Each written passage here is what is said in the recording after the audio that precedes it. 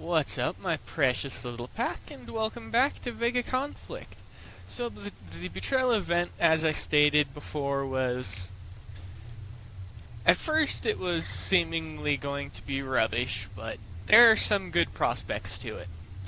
One, provided they balance the fleets a little bit more carefully next time, we actually do have fleets that we can fight using strategy and not just being bum-rushed by a bunch of alien freaks. So far I've made up 1,100,000, not a surprise. So far I've just been doing the strafe tactic of turning the carrier around, having the fleet go backwards, and yada yada yada, typical stuff that I normally do. And I really wish I had a destroyer set up fleet, because this event would have been so much easier with said fleet. Just for the range boost and be able to jump them, because they're outranging everything I have. But I'm going to do the recommended prize, well, the prize recommendation. First off, I'd say pick up the Liberator Destroyer, not for player versus environment against bases or just basing in general, just to have the Destroyer. It looks good visually, but the main thing about Destroyers that everybody should know is the range boost. But the main thing I wanted was specifically the Destroyer, just because it has the same number of weapons, and then at Mark IV would get the 5th one, so it would be more useful to me as a high damage long range support vessel. Well, in this case I'd make it a mainstay, and then I would just bump up the damage and alter it a bit so it has mixed weapon types and mixed ranges, so it opens up different weapons at different ranges. Next up, I would say pick up the Eclipse Driver level 1, of course, I would say that. But it's just because I would say pick it up, and if you can, pick up the Harmonic Siege Casing level 3 as well. Red Hawk Drone level 1, I recommend level 1 of just about anything unless you're picking up the harmonic stuff that boost weapons, in which case I'd say go for level 3 every time. Just for the additional benefits. I still have so much to pick up out of here, it's not even funny. But I'm slowly filling out the ranks that I need. But so far, the event has been enjoyable to say the least in between repair times. I'm going to show you how I've been hitting them, so in case anyone doesn't know what I mean by turning the carrier around, moving it backwards while strafing the fleet behind it. And so far I've been focusing on hitting level 60s and level 50s.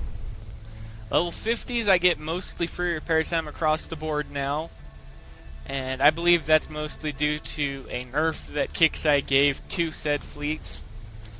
Because I can't say that the carrier is able to destroy the ships, because as soon as its squadrons launch and get within range of certain suppressor ships, they just rip everything apart. So it's a matter of stand up and fight, and destroyers I really wish I had this time around, because I would have been able to set up the strafe fleet like I said. And what the strafe fleet destroyers are is more or less it's 2 or 3 destroyers that are mark upgraded. They're lower tier, so they have the damage boosts and whatnot. And the general idea is they strafe backwards away from the enemy and stuff like that, while also firing on said enemy. But the main thing is they strafe backwards to avoid the enemy's main damage and stuff like that. The main point is that they strafe to avoid the damage while also using their long range, well in this case the super long range, to be able to deal with the enemy. And I did do level 70 as well. They hurt a lot more than these guys, but it's to be expected. But the thing that I mean about the strafe fleet would be this. You see how slowly the ships are moving? You should theoretically be able to strafe a lot faster than they should be able to move. And back them up by a Midgard carrier or something small, so you can keep the repair time to a bare minimum. And I wouldn't say equip the strafe destroyers with any armor or shielding. Have it so that they're the lowest. So Trident that's been mark upgraded without any armor or shielding, just for the 5-minute 50-second standards. You know, it'll be one-shotted, but that'll be about the only thing that happens to it, is it gets one-shotted.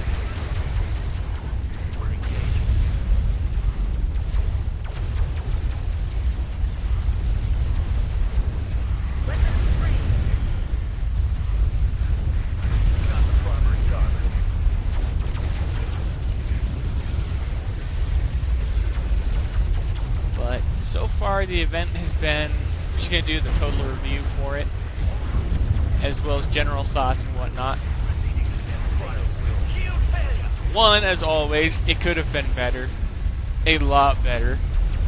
More well balanced from the gate and whatnot. It could have been more properly balanced, more carefully planned out, and it wasn't received all that well. Overall, the general idea would have been good had they not put Void/Plasma, and yes, I'm saying it's Void/Plasma because so far my fleet's been taking equal damage no matter what ship it is, whether it be my Guardian cruisers, the Punishers. They seem to be taking, for the ones that have around the same amount of health, the same amount of damage regardless of resistance, so that was the disgusting thing on Kixai's move. That or the plasma resistance on the Axis ships is not functioning as it should be, which is, if it isn't, it's a nice little bug that Kixai has that I doubt they'll fix.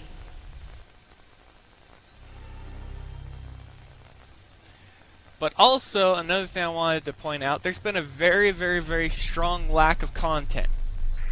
Now, before you say that the new ship counts as content, no. It's rewashed with a new paint job. It's still a destroyer. That's just it. There's no new ship types other than the suppressor, and I mean, that is literally just a pumped up Corvette on steroids. That's all that is. It's just a glorified Corvette.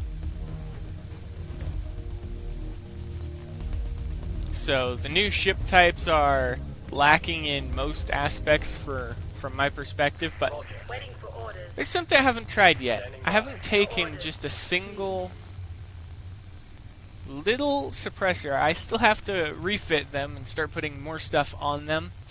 But I'm going to see something. I'm going to see if a suppressor that's just flying away from the enemy, just hardly keeping it in the range, can destroy an enemy fleet with maximum range, but it occurred to me that they have the full firing arc, and they will have been just as useful, now that I think about it, as destroyers, because while destroyers would be strafing and firing their high damage weaponry at the cruisers, you could have something else focusing on destroying the suppressors, because we know suppressors don't take the typical damage bonus from anything, because they're a specialist class ship, and there's nothing that does increase damage versus specialist class ships. And this is another thing I wanted to talk about. Since the Xeno Division was introduced, they changed how the mark upgrade system works. I.e., you don't do bonus damage against fleets because they have such massive damage to begin with, but this is where they fall flat on the face. Everyone says their weapons are overpowered. Yes, they are, and even I have to agree about that. But they're also lacking in the boosted damage that could be partaken in for PvP and PvE. So say, let's take the little Trident destroyers that I have. Wave driver set up, 3 of them, at Mark IV.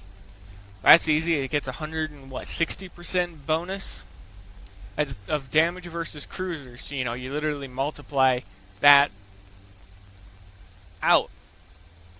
And the base repair time for the ship is only 5 minutes 50 seconds. So all you'd have to do is wait 50 seconds, less than a minute, to repair each one for a fleet of them.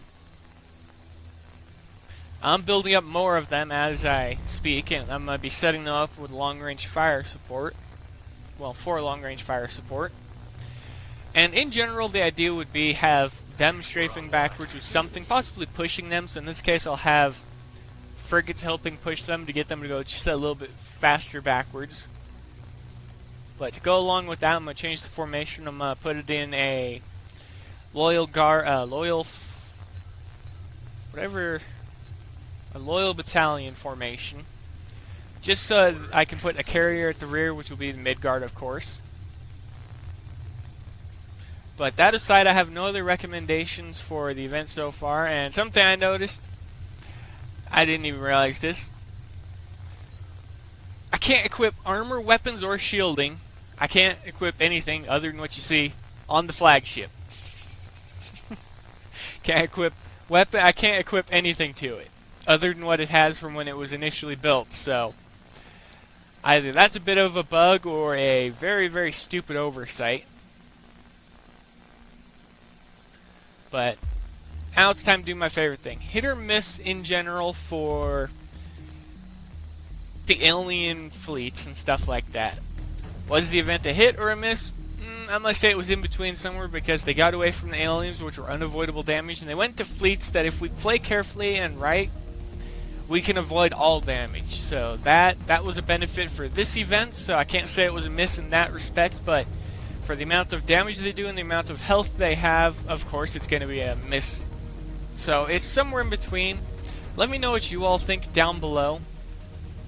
As for the prizes, well, I wish I could have picked up the 4 million needed to pick up both of the blueprints, but that didn't happen. As well, I don't get to test out most of the new weapons just because I don't have any ships that I fit them on yet, so not much there that I can do. But the least I can do is at least start picking up more of the low-level tech and start finishing out and start picking up new stuff. But I'm going to slowly do reviews, and I've got a few ideas that could help change the game that we the players can do, and not really Kixeye, just because Kixeye is they're Kixeye. Nothing more needs to be said. But I'll slowly release the ideas throughout the course of the next week or two.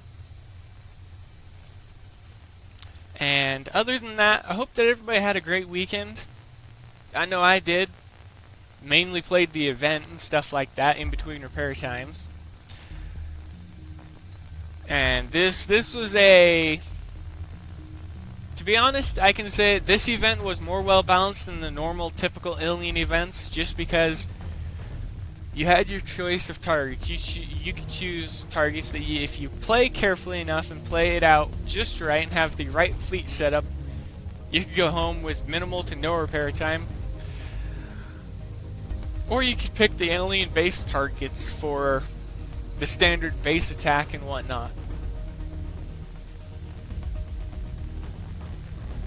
But other than that, the prizes are the typical. Everything is in here. We have our destroyers, and the next one up will be the last ship class they still have to introduce us to, which is the Specialist. So let's hope that it's not another Corvette type class, because we don't need another one. We have the Suppressor, and it does its job. It beats the ever-loving everything out of just about any type of squadron drone or anything like that. But then again, battleships do that all the time.